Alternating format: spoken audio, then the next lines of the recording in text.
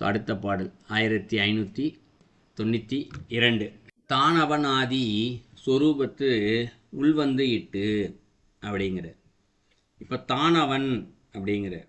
தானவன்னா என்ன? தானே அவனாக.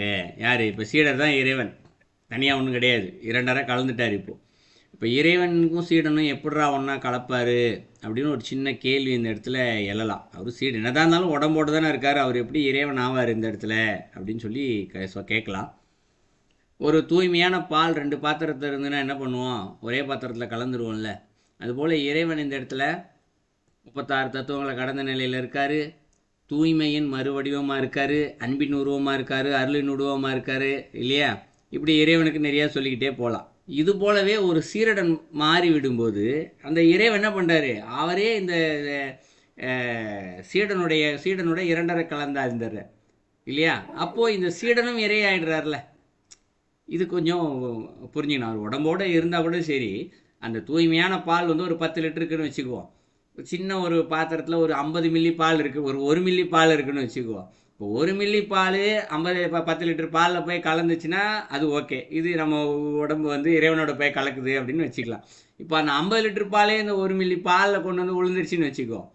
அப்போ எப்படி இருக்கும்? அதுபோல் இறைவனே என்ன பண்ணுறாரு? அவர் லட்சக்கணக்கான லிட்டரு பால், அவர் இந்த 1 மில்லி இருக்க நம்ம பாலில் கலந்துறாரு. அப்போ என்ன ஆயிடுச்சு? இவரே இறைவன் தான் இல்லையா? அதுபோல தான் இந்த இடத்துல இது சீடனே தான் என்ற நிலையில் இருக்கார்.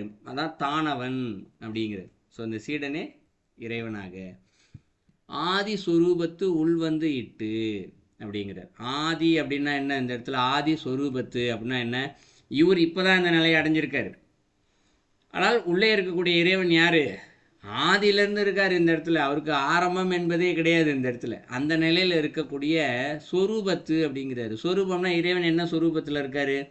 ஒரு ஜோதி சொரூபத்தில் இருக்காருன்னு வச்சுக்குவோம்.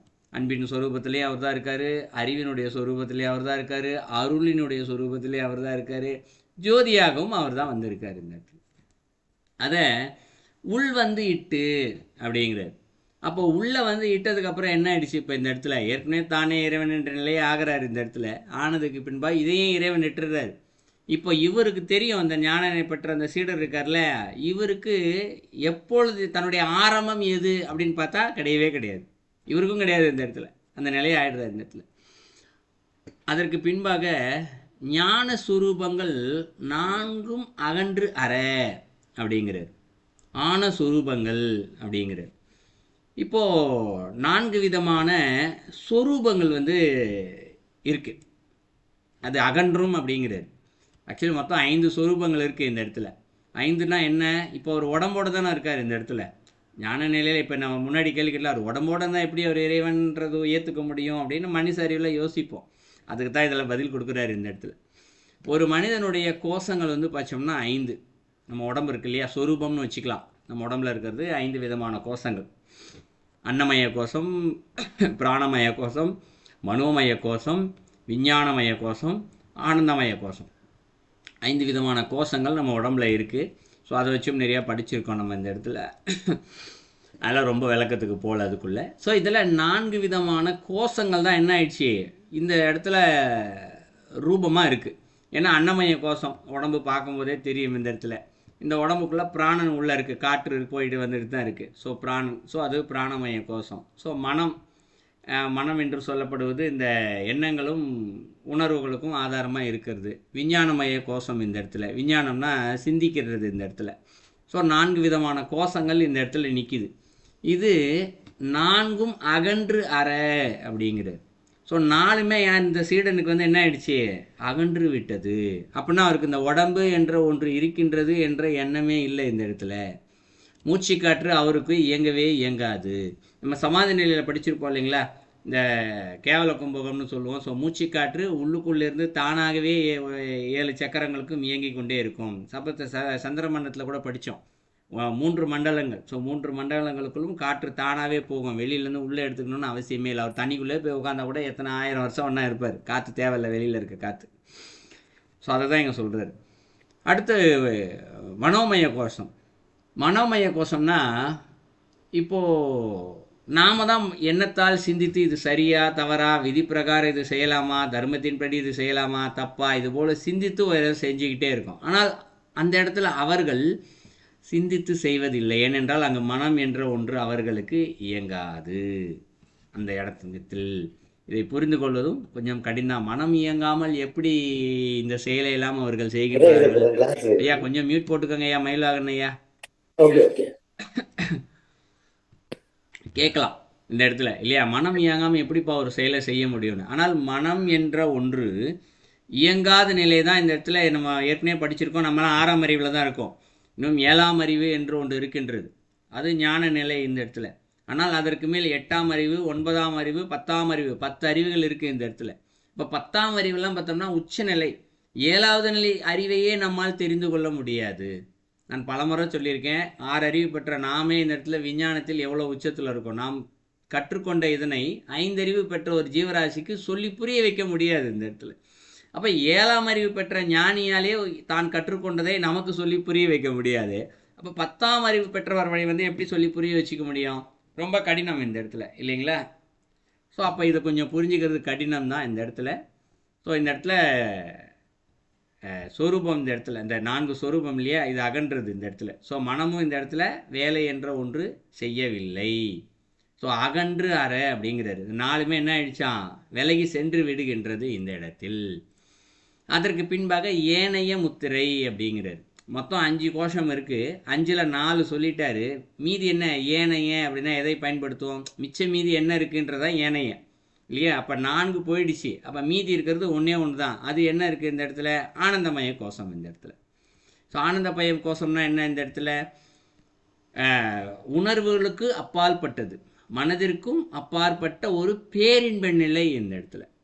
பேரின்பம் இப்போ நம்ம இப்போ மனிதர்களுக்கு தெரியக்கூடியதெல்லாம் சிற்றின்பம் தான் இந்த இடத்துல இல்லையா? ஆனால் சிற்றின்பம் இல்லாத ஒரு பேரின்பம். இந்த பேரின்பம் என்னென்னா நுகர்வினால் கிடைக்காது. மனம் என்ற ஒன்றாலோ இல்லையா, உடம்பு என்ற ஒன்றாலோ, புலன்களாலோ, 5 புலன்கள் இருக்குது, மனம் இருக்குது, நம்முடைய உணர்வு, இது எதனாலும் சரி உணரவே முடியாது. இதனாலாம் உணர்ந்துச்சுன்னா அது சிற்றின்பம் தான். 5 புலன்களா இதெல்லாம் எல்லாத்தையும் உணர்ந்துச்சுன்னா அது சிற்றின்பம். ஆனால் இது பேரின்ப நிலை. இது இல்லாத நிலையில் உணரக்கூடியது. அது ஆனந்தமய கோஷம் இந்த இடத்துல. ஏன்னா ஏற்கனவே சொல்லியிருக்கோம், ஆனந்தம் என்று சொல்லப்படுவது உள்ளிருந்து வரக்கூடியது, வெளியிலிருந்து வராது. சிற்றின்பமானவருடைய மகிழ்ச்சி, இன்பம் இது எல்லாமே வெளியிலேருந்து தான் கிடைக்கும் இந்த இடத்துல, உள்ளேருந்து வராது. ஆனால் ஆனந்தம் என்று சொல்லப்படுவது நம்மளுடைய உள்ளத்திற்குள்ளேருந்தே வெளியே வரக்கூடியது இந்த இடத்துல. இறைவன் ஆனந்த சுரூபமானவன் இந்த இடத்துல. ஸோ அப்போ மீதி இருக்கக்கூடிய ஏனைய முத்திரை அப்படிங்கிறது. முத்திரைன்னா என்ன இந்த இடத்துல? ஒரு ரூபம்னு வச்சுக்கலாம், புரிஞ்சிக்கிறதுக்காக ஒரு ரூபம். இறைவன் ஆனந்த வடிவானவன் இல்லையா? இறைவன் எப்படிப்பா இருப்பார்? ஆனந்த ரூபமாக இருப்பார், ஜோதி வடிவாக இருப்பார் இல்லையா, அன்பு வடிவாக இருப்பார், இப்படிலாம் சொல்கிறோம். அப்போ இறைவன் எப்படி இருப்பான் என்று தெரிந்து கொள்வதற்காக, நம்முடைய அறிவிற்கு புரிவதற்காக ஒரு வார்த்தையை பயன்படுத்துகிறோம். அன்பு, அருள், அறிவு, ஆனந்தம் அப்படின்னு பயன்படுத்துகிறோம் இல்லையா? அப்போ அது ஒரு முத்திரை இந்த இடத்துல. நம்ம அரசர்களுக்கெல்லாம் சொல்லுவாங்கள்ல, இந்த முத்திரையை காமிப்பாங்க. முத்திரையை காமிச்சா என்ன? இந்த இடத்துல அரசர் சொல்லிட்டாருப்பா அப்படின்னு சொல்லுவாங்க. அதுபோல் இறைவன் இங்கே இருக்கின்றார் என்றதை புரிந்து கொள்வதற்காக பயன்படுத்துகின்ற வார்த்தை தான் முத்திரை. ஊமையாக சொல்லப்படுறது இந்த இடத்துல. ஸோ அது ஈறு ஆண்டனன் நந்தி அப்படிங்கிறாரு. ஈருன்னா என்ன இந்த இடத்துல? எல்லை அப்படின்னு பொருள். ஆண்டனன் நந்தி அப்படிங்கிறாரு. அப்போ குருவாகவே இருக்கின்ற அந்த இறைவன் என்ன பண்ணுறாராம்? அந்த ஆனந்தத்தை முழுமையாக ஆண்டனன் அப்படிங்கிறாரு. என்ன ஆயிடுச்சு? அதனுடைய முற்று பெற்ற தன்மைக்கு அவர் அந்த இடத்துல போயிடுறாரு. ஏன்னா ஆனந்தம் என்று ஒன்று இருக்குது. இப்போ நம்ம புரிஞ்சதுக்காக சொன்னோம்னா, மகிழ்ச்சின்னு ஒன்று இருக்குது, அதனுடைய ஆரம்ப நிலைன்னு ஒன்று இருக்குது, லேசாக சந்தோஷம்னு ஒன்று இருக்குது, நடுநிலை மகிழ்ச்சின்னு ஒன்று இருக்குது, உச்சக்கட்ட மகிழ்ச்சின்னு ஒன்று இருக்குது. உச்சக்கட்ட மகிழ்ச்சி வந்தால் என்ன செய்வோம்? துள்ளி குதிப்போம், கால் தரையிலே நிற்காது, ஒரே குதிப்போம் அந்த இடத்துல. பசங்களை பார்த்தா தெரியும் இல்லையா? சும்மா பேருக்கு ஒரே ஒரு சாக்லேட்டை வாங்கி கொடுத்தா சாக்லேட்டை வாங்கி கொடுத்துறாங்கன்னு சிரிச்சுக்கிட்டே வந்து வாங்கும். 4-5 கையில் வச்சுருந்தா ஓடி வந்தோம், கொடுக்குன்னு ஓடி வந்து வாங்கும். ஒரே பாக்கெட் நிறையா காமிச்சான்னு குதிக்கும், எனக்குன்னு குதிக்கும் இல்லையா? அப்போ அது மகிழ்ச்சியினுடைய ஒரு ஆரம்பம், நடு, எல்லைன்னு ஒன்று இருக்குது. அப்போது இதை ஈறு அப்படிங்கிறாரு. எல்லையை கொடுத்துட்றாராம் இந்த இடத்துல, முழுமையான எல்லை, ஆனந்தத்தினுடைய எல்லையை கொடுத்துட்றாரு இந்த இடத்துல. யார்? நந்திங்கிறார். நந்தினானே இறைவனே குருவாக வந்து கொடுக்குறாரு இந்த இடத்துல. இவ்வளோ நேரம் செஞ்சதெல்லாம் முன்னாடி இருக்கிற கொடுத்ததெல்லாம் ஞான குரு தான் கொடுத்தாரு. இப்போ இறைவனே குருவாக வந்து கொடுக்குறாரு. அதற்கு பின்பாக தானடி முன்சூட்டி தாபித்தது உண்மையே அப்படிங்கிறார். தான்னா யார் இந்த இடத்துல? நந்தி தான். இறைவனே குருவாக வந்து நிற்கிறார் இப்போ. அப்படின்னா அவருடைய திருவடி முன் சூட்டி அப்படிங்கிறாரு. என்ன அடி இந்த சீடர் இருக்கார் இல்லையா, அவருடைய தலை மேலே இறைவன் தன்னுடைய திருவடியவே சூட்டுறாரா இந்த இடத்துல. சூற்றி தாபித்தல் அப்படிங்கிறாரு. தாபித்தல் என்ன? ஒரு விஷயத்தை வந்து வைக்கிறது இந்த இடத்துல. உண்மையே அப்படிங்கிறாரு. இது வந்து ஒரு பெரிய உண்மை. இறைவன் தன்னுடைய திருவடியை என்ன பண்ணுறாரு, அந்த இடத்துல பதிய வைக்கின்றார். தாபித்தல்னா பதிய வைக்கிறார் என்பது உண்மையே அப்படிங்கிறார். நாலாவது அடியை கொஞ்சம் புரிஞ்சுக்கணும்னா நம்ம திருமூலர் வரலாறுல படிச்சிருப்போம் இந்த இடத்துல. திருமூலர் வந்து அவருடைய இங்கே வர்றதுக்கு முன்னே வந்ததுக்கு பின்பாகத்தான் அவருக்கு திருமூலர் என்று பெயர். ஏன்னா திருமூலர் வரலாறு நம்ம ஏற்கனவே படிச்சிருக்கோம். அவர் வந்து வர்றதுக்கு வந்த பின்பாகத்தான் மூலநூடம்போக்கில் போனதுக்கப்புறம் தான் திருமூலர் பேர். அதுக்கு முன்னாடி அவருடைய பேர் வேறு இந்த இடத்துல இல்லையா. அந்த பேரோடு அவர் இறைவனிடம் செல்லும் பொழுது, ஏன்னா சாதாரணமாக அவரும் நம்மை போல் மனிதரை போல் இருந்து ஒரு குருவை பார்த்து ஞானம் பெற்று, இப்போ இந்த பாடலை படித்தோம் இல்லையா, இதெல்லாம் அவரும் அனுபவித்து தான் கைலாயத்துக்கு போயிருக்கார் இந்த இடத்துல. அங்கே போன இறைவன் என்ன பண்ணார், தன்னுடைய திருவடியை அவருடைய தலை மீது வைக்கிறார். அது அவரே வரலாறுல சொல்லியிருக்கார். இறைவன் வந்து அவருடைய திருவடி என் தலையில் வச்சார், வச்சு என்ன பண்ணார், மொத்த ஆகமத்தையும் எனக்கு கொடுத்தாரு அப்படின்னு சொல்லிட்டு தன்னுடைய வரலாறுல சொல்லியிருப்பார் இல்லையா. அதை தான் இங்கே சொல்கிறாரு. இறைவன் தன்னுடைய திருவடியை முன் சூட்டி தாபித்தது உண்மையே. ஏன்னா இவருக்கு அந்த அனுபவம் இருக்குல்ல, தான் அந்த அனுபவத்தை பெற்றதுனால அது உண்மையே அப்படின்னு சொல்கிறார். ஸோ நாலடிக்கும் சேர்த்து பொருள் பார்த்தோம்னா, இந்த தானே இறைவன் என்ற நிலையில் இருக்கக்கூடிய அந்த சீடர், அவருக்குள்ள அந்த ஆதியாக இருக்கக்கூடிய இறைவன் தன்னுடைய ரூபம், அன்பு, அருள், ஜோதி எப்படி வேணால் வச்சுக்கலாம், அவருடைய உள்ளத்துக்குள்ளே வந்து வைக்கிறார். இந்த இடத்துல வைத்த பின்பாக அவருடைய உடம்புக்குள்ளே இருக்கக்கூடிய அந்த உடம்பாக இருக்கக்கூடிய 4 கோஷங்களை என்ன பண்ணுறாரு, விளக்கிடுறாரு. விளக்கிய பின்பாக மீதி இருக்கக்கூடிய ஆனந்த கோஷத்தில் அவரை வைக்கிறார். இப்போ ஆனந்தத்தை தவிர்த்து வேறு ஒன்றும் கிடையாது அந்த சீடருக்கு இந்த இடத்துல. ஆனந்த நிலையில் இருக்கார். ஆனந்த நிலையிலேயே அவருக்கு எல்லையாக வைக்கின்றார் இந்த இடத்துல. எல்லை ஆனந்தத்திலேயே லயிச்சு கிடக்கிறது இந்த இடத்துல. எல்லையாக வைத்து அவருக்கு குருவாக வந்த இறைவனே குருவாக வந்து அவருக்கு அருள் செய்து தன்னுடைய திருவடியையே அவருடைய தலை மீது வைத்தது உண்மையே அப்படிங்கிறார். இதான் அந்த பாடலுடைய பொருள்.